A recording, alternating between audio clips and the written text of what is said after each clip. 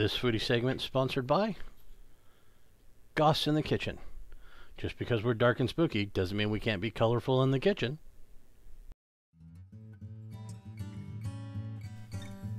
Good afternoon, Team Beast, and for those of you joining us for the first time, thank you for clicking on Beast Capacity Outdoors.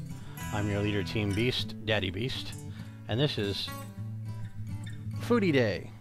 This was a campground salsa that we made when we went on our trip to Mammoth Pools Reservoir up there in just northeast of North Fork in Central California.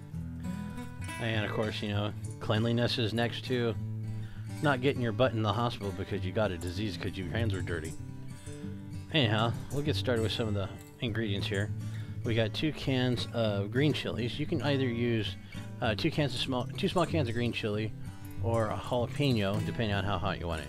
A can of diced tomatoes, a couple large onions, and a couple large bunches of cilantro, and of course limes, I'm sorry, and garlic, and of course a little bit of sea salt if you want to later for preserving it. Now everything's going to be chopped up, diced.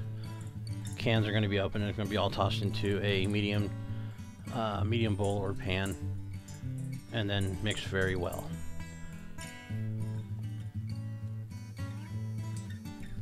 And as you can see, some of the produce there is vacuum sealed.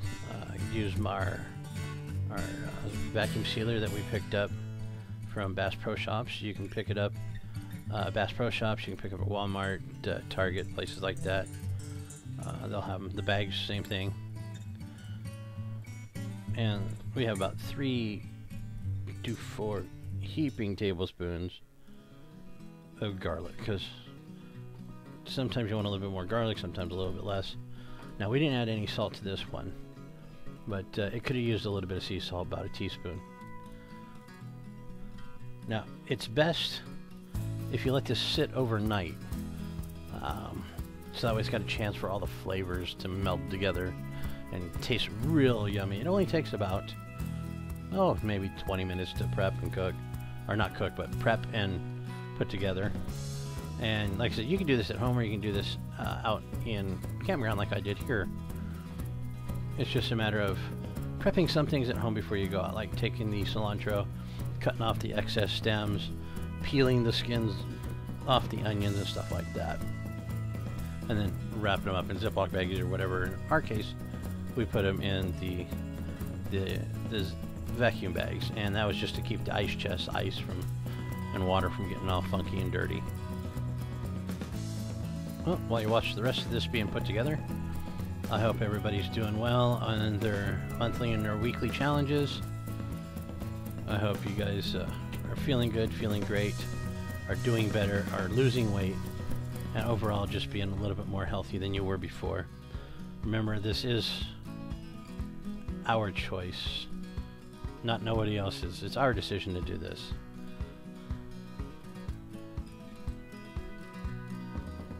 Oh, I didn't cry when I cut these onions because I was outside.